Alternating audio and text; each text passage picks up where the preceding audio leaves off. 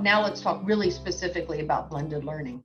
So what are the components for consideration? What do you have to think about? And I've kind of broken it out into 8 things, and I'll just run through them all to start with, and then we'll dive in on each one individually. So the first thing that I would encourage you to do is to put the learning goals first.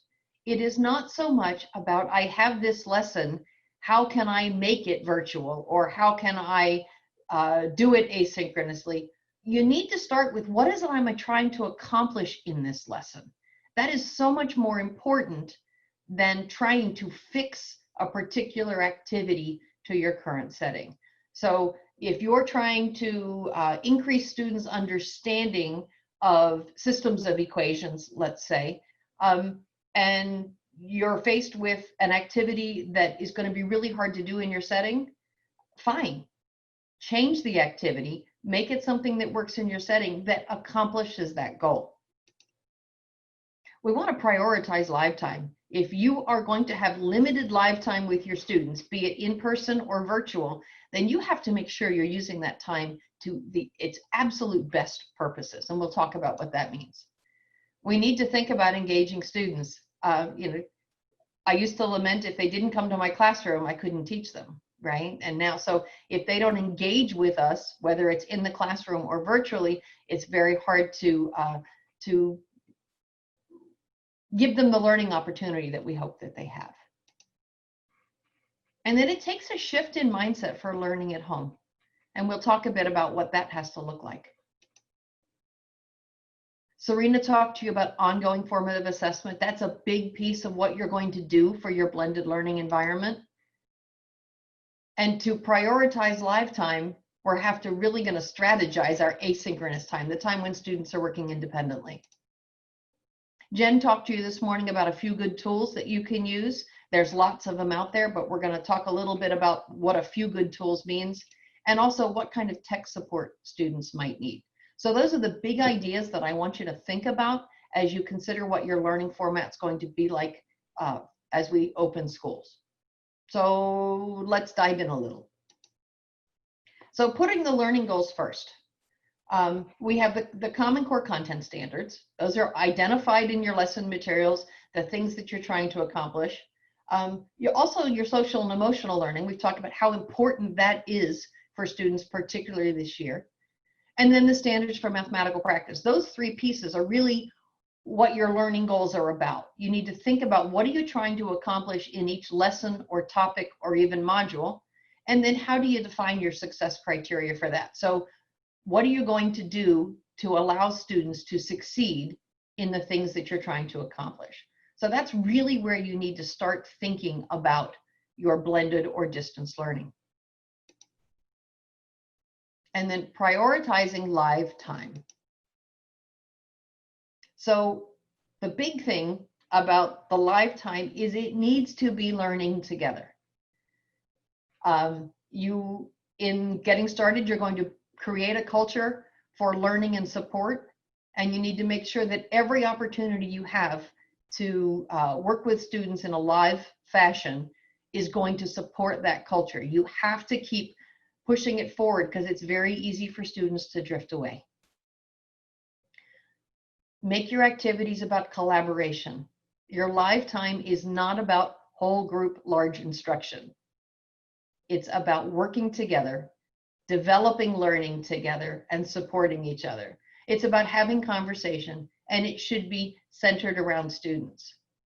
There are many models that suggest that if someone walks into a traditional classroom, they shouldn't be able to tell where the front of the room is during a lesson, because the students are all engaged with each other and the teacher is moving amongst them.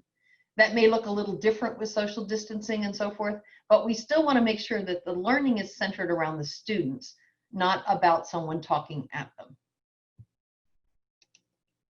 All right, so engaging students, and this is, I know this was the hardest part, the most frustrating part for many teachers in the spring. They were doing everything that they possibly could to help kids through this time, and then the kids still weren't showing up. So let's talk about what barriers there were in the spring for students to be engaged. So we had all kinds of issues. We had connectivity, right? Kids who didn't even have the internet. And then some of the ones who had the internet didn't have the equipment to do it. Students had amazing stories of conflict and family needs, parents who weren't working, so all of a sudden a 16-year-old had to work full-time at a fast food restaurant because they could, taking care of siblings, all kinds of different problems that students had to face. There was definitely a lack of accountability of, if I get a 62 or a 97, it's still going to look the same on my report card. And how are we going to track student attendance? All of these different issues that kids just kind of allowed them to disengage. And then there was apathy and maybe even hopelessness, where we can't do this. This is too hard and I don't care. It is my sincere hope that the connectivity and equipment issues, your district has been working on those, and that those are few and individualized as we come into the school year. Hopefully families have had the opportunity to work through some of their conflicts, and that some of the federal supports that are out there and that they're looking at continuing have helped with some of those family needs. Districts are expected to run more traditional grading policies and have attendance policies so that they can hold students accountable. And hopefully these things will all work together to avoid apathy. So what opportunities do we have for engagement in fall 2020? So let's think about opportunities. Hopefully we removed some of those barriers. So connecting with students. We've talked about that in getting started, the social emotional piece. And when I say connecting with students, that's teacher to student, student to student, and teacher to students' parents as well. We now have systems that are tied to expectations. Districts have figured out how they're going to hold students accountable, how they are going to track student progress in the big picture, in the district format. And I encourage you to make sure that you have a good grasp of that, and that you have developed systems so that students understand your expectations of them, that anything is better than nothing is no longer our expectation. We want to make it good. Meaningful assessments and student choice. If a student feels that they have some choice in their learning, they have some options, it's much easier for them to be engaged. And one of those largely has to do with pace. And asynchronous learning offers an opportunity for student choice on pace in the way that we never could in a classroom. The idea that a student could watch the same video 6 times if they needed to get the idea, that's not something they can do in the classroom, but when they're working asynchronously, they can. So these are all things where there are opportunities with these formats that we wouldn't have in a traditional classroom. So we need to take ourselves away from a deficit-based model and start to think about what opportunities we do have through this. And then talking about mindset, Jen and I, maybe as early as April or May, we decided there was a word that we were going to get rid of in our vocabulary, and it was homework. We kept talking about our kids doing homework, okay? Not homework. We need to change the mindset that it's learning at home. The big thing, particularly in high school, is that homework is something that some students chose to do, that it was viewed as not necessary, not always necessary. Was it helpful? Whereas learning at home, you can see that in a blended environment, it's going to be crucial. And you can use learning at home to prepare for what you're going to do for Lifetime, to follow up with what you're going to do, what you have done in Lifetime.